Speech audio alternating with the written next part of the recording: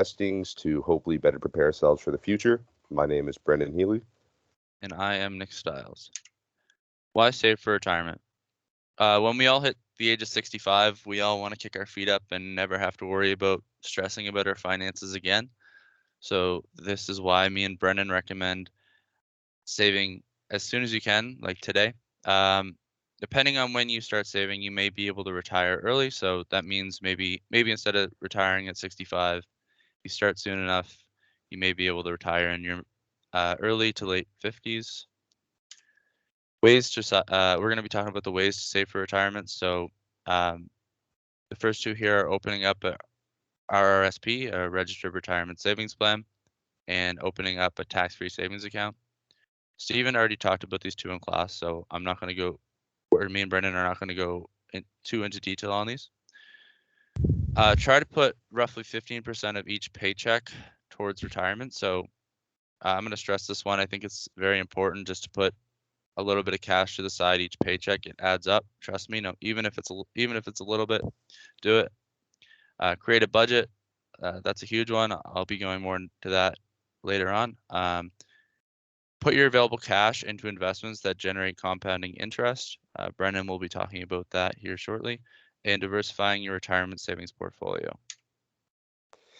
Yeah, so as Nick said, when should you start investing? The best time to start is now, as soon as you can. Start today.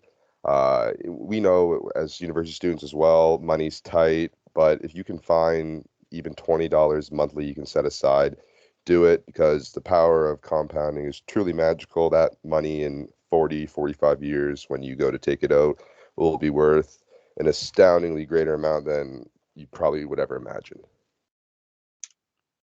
I'm going to be talking about registered retirement savings plans. So an RRSP is a free account where you can save cash, hold bonds, equities, and more. Any capital gain on a bond or equity within the RRSP is non-taxable until you withdraw. So that means if you own a stock in your portfolio and it gains capital, you are not charged tax for that until you withdraw from your RRSP. Any contributions made into your RRSP are non-taxable until withdrawal. So I'm going to be talking about the pros and cons of an RRSP. Some of the pros are they're tax deductible. They encourage young individuals to start saving early. And when withdrawing from an RRSP, you are taxed at a current marginal tax bracket. So meaning when you contribute to your RRSP, you are usually in your high income paying years. And when you withdraw from your RRSP, you're in your low income paying years. Meaning when you withdraw, you'll be taxed at a lower marginal tax bracket than you would be if you were going to withdraw when you are in your high income paying years. So you'll be taxed less.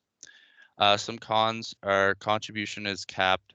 You are only able to contribute up to less than 18% of your annual salary or annual take home, sorry. And I believe the max is up to $27,000. Any withdrawals are considered ordinary income, so that's a con because that means you'll be getting taxed on it. Next up, we have the tax-free savings accounts. Uh, so tax-free savings accounts can also be used to save for retirement, like an RSP. However, they have some different things which allow investors to use them differently. TFSAs can be used to save for shorter-term goals as well as long-term goals. TFSA is also much more flexible than RSP, although there's a much smaller contribution limit of $6,000, which is a big con for TFSAs. Although you can set aside more with the RSP, the biggest pro about the TFSA is that you can withdraw at any time. It is tax-free to withdraw, hence the tax-free savings accounts. So that's a good competitor that to go in contrast with the RSPs. Also, another pro for TFSAs is that contributions are not determined by your income. Um, However, contributions on TFSAs are non-tax deductible, like they are, RSPs are tax deductible. It's often recommended you have both an RSP and TFSA so you can take advantage of both uses of them. All right. All right, I'm going to be talking about creating a budget. So, create an approximate spending budget on a per month basis. This will lead to consistent savings. Avoid impulse spending. I can't tell you the amount of times myself I go down to Shoppers and go buy some snacks for the night on a weekend. It adds up quickly, and if you can eliminate that habit or that, I guess, addiction, definitely do that. It will save you tons of money in the long run. Reduce bills if possible. So resort to maybe a cheaper phone bill. Cancel your cable bill if you're not watching cable enough, or look for cheaper insurance plans. Another thing to incorporate into your budget would be set up automated deposits to contribute into your savings accounts. By doing this, well, you can do this through mobile banking apps, which would be the easiest way. So you set that up once, and then you're contributing X amount every so often, which would usually it's common for that to be contributed on payday. So you set that up once, you forget about it, you incorporate that into your budget. It almost like eliminates the feeling of a chore almost to contribute towards your savings accounts when you get paid because you already have it covered through your budget. So automatic payments are a great tool to use. Attain a side hustle. Something you're good at. Find something you're good at and see if you can turn that into revenue. While working a steady job, see if there's something you would enjoy that you could generate additional profit off of. An example here is actually my dad. He owned his own business and worked from home. So we lived in a 5-bedroom house, and only 2 bedrooms were being used. So he Airbnb'd 3 of those rooms out every night and gained a side hustle off that. That's a good example. Just if you have any additional space or you can rent out, do it. It's a good way to make some side cash. Um, Monetize your assets. exactly. Diversification.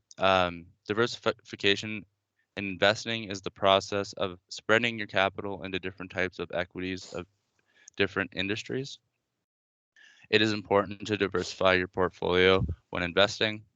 It's never a good idea to put all your capital into one industry in case that industry goes under.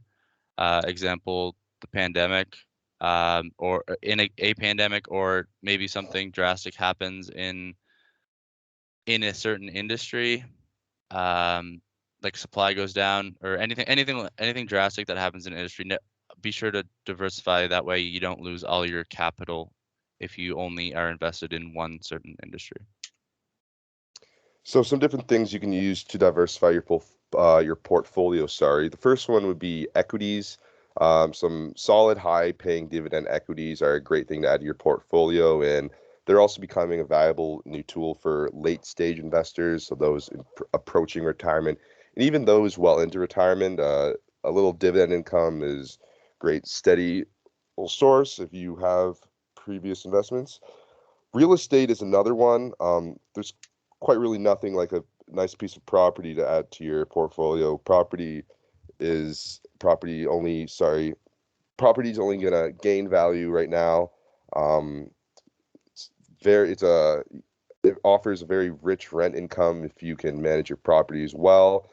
But if you don't feel like turning into a landlord because numerous headaches that come along with managing a property, then real estate investment trust, REITs, may be a better option for you.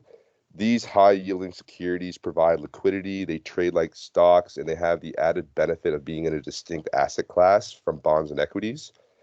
So, real estate investment trusts, so a company would be a company that owns, operates, or finances income generating real estate. And so they're also modeled similar to mutual funds. REITs, they pool the capital of numerous investors, and that makes it possible for those investors to earn dividends from real estate investments without having to buy, manage, or finance any of those properties themselves.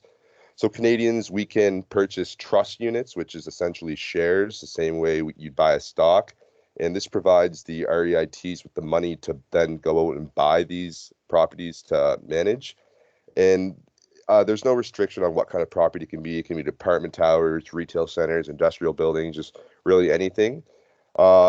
Another great thing about REITs is that there's a very low barrier to entry. So it can be a sensible option for an investor with little capital, perhaps young people like us.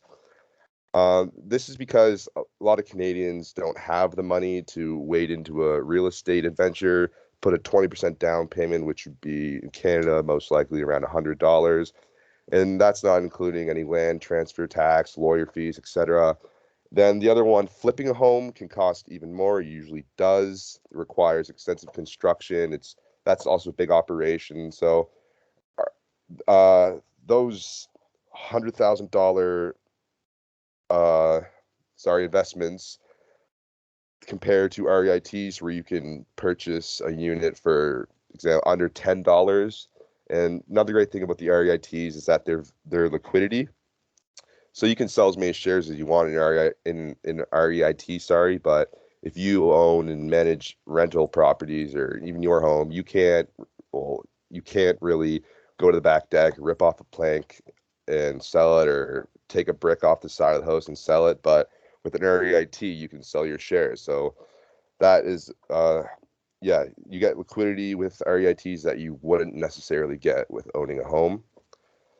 Next, we're going to move into a strategy that we're essentially recommending. The first one would be to understand your time horizon. Your current age and your expected age that you're going to retire at is the initial groundwork for building an effective retirement strategy. Also, the longer time between today and your retirement, uh, the higher level of risk your portfolio can withstand. If you're young, you have 30 plus years, 30, 40 plus years to retirement, you should have the majority of your assets in riskier investments such as stocks because the market has the time to make up for any losses you might incur. Also, you want to have returns that outpace inflation so you can maintain your purchasing power through your retirement. Um, Yeah, next we have determine your retirement spending needs. So it's important to have realistic expectations about what your spending habits will be looking like in your retirement. This will help you define the required size of your retirement portfolio. It's commonly believed that people think they're going to be spending less when they're in retirement, perhaps 70 to 80% of what they spent when they were working.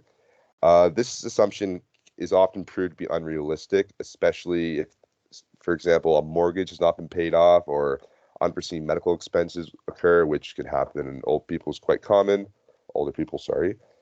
Um, it's actually recommended that your retirement spending you want that number to be closer to 100% just to be safe. 90% is acceptable. And, many things go into that. The cost of living increases every year. People are living longer than they used to. And retirees tend to engage in those expensive activities. They want to check things off their bucket list. They're traveling, they're spending money, they're having fun. So that's why spending can be just as much as it was when you were working. The next thing we have is you want to assess your risk tolerance versus your investment goals. Um, so how much risk are you willing to take on to meet your goals? This would be something that you'd talk with your financial advisor about. Not everyone gets a financial advisor for these things, but I'd say majority of investors do have a financial advisor to save their retirement. So yes, that's a component you'd be going over with them. I recommend that you avoid being a helicopter investor. What that means, it's similar to helicopter parenting. You don't want to watch over your investments every waking second of the day, checking, oh my God, my money's down, stressing yourself out, oh great, my money's up. Because when you have your money that in those accounts that you're not going to be touching for probably 30, 40 years, markets go through long cycles up and down. So the market's going to recover. It's okay. You shouldn't panic. Refuse to give in to the panic. Um, you have 40 years, so a loss you have now will probably be made up within a year, let alone 20, 30, 40 years from now. All right. In conclusion, so as we've been stressing all presentation. Start now before it's too late. You don't want to be in your 30s and not have saved a penny and realize that you need to start investing maybe 30% or 25% of your paycheck into retirement when you can put 15% now away and just hold that 15% steady. And maybe in your more high income paying years, you can put more than 15%. This kind of relates to what I previously said. Have a plan. Don't procrastinate your future. Resort to RRSPs and TFSAs for tax saving purposes. So there's no reason why you shouldn't be using these. They're there for a reason. They're there to help you save tax. So make sure you're taking advantage of those. And I would say one of the main takeaways that from today's presentation is tomorrow's dollar is greater than yesterday's dollar in most cases. Inflation is always increasing. So tomorrow's dollar is always going to be worth more than yesterday's dollar. That concludes our presentation. Thank you. Thank you very much. Take 19, success.